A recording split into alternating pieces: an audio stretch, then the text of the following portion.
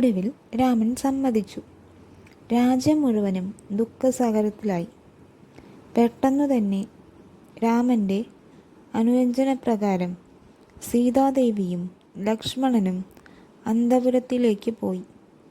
കാനന ജീവിതത്തിന് അനുയോജ്യമായ വസ്ത്രങ്ങൾ ധരിച്ച് മടങ്ങി വന്നു.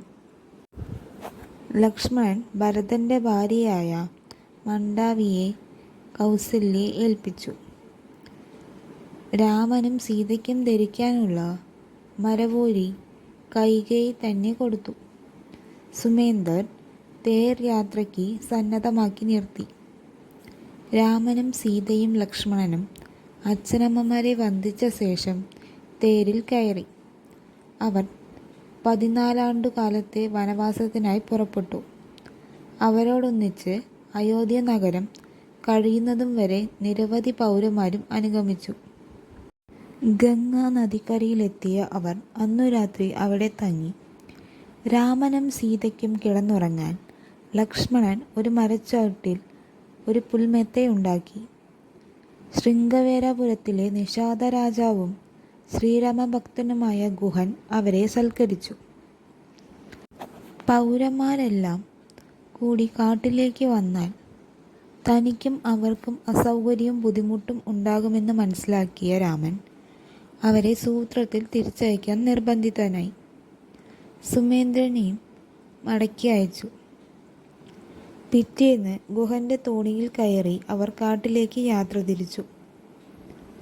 അവർ പിന്നീട് ഭരദ്വാജ മഹർഷിയുടെ ആശ്രമത്തിലാണ് എത്തിയത്. യമുനാ നദിയും കടന്ന അവർ ചിത്രകൂടത്തിൽ വാസമുറപ്പിച്ചു. ചിത്രകൂടം ഒരു സുന്ദര വനമായിരുന്നു. തമസാ നദിയുടെ തീരഭാഗത്തായിട്ടാണ് വാൽമീകി മഹർഷിയുടെ ആശ്രമം.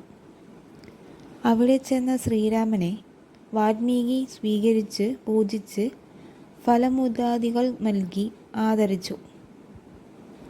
കുറച്ചുകാലം ആ ആശ്രമത്തിൽ കഴിയുമെന്നുള്ള ആഗ്രഹം രാമൻ പ്രകടിപ്പിച്ചു. തൻ്റെ ആരാധ്യദേവൻ തന്നെ തേടി എത്തിയിരിക്കുന്നു. ഇതിൽ കൂടുതൽ സന്തോഷം ഇനിയുണ്ടാകില്ല. അദ്ദേഹം രാമലക്ഷ്മണന്മാരെ കൂട്ടി ചിത്രകൂട പർവ്വതത്തിൻ്റെയും ഗംഗയുടെയും ഇടയിലുള്ള ഒരു പുണ്യസ്ഥലത്തെത്തി. അവിടെ പൗർണശാല നിർമ്മിക്കുവാൻ നിർദ്ദേശിച്ചു. 2 പൗർണശാലകൾ അവിടെ നിർമ്മിക്കപ്പെട്ടു. ഒന്നിൽ ശ്രീരാമനും സീതയും മറ്റൊന്നിൽ ലക്ഷ്മണനും താമസമുറപ്പിച്ചു.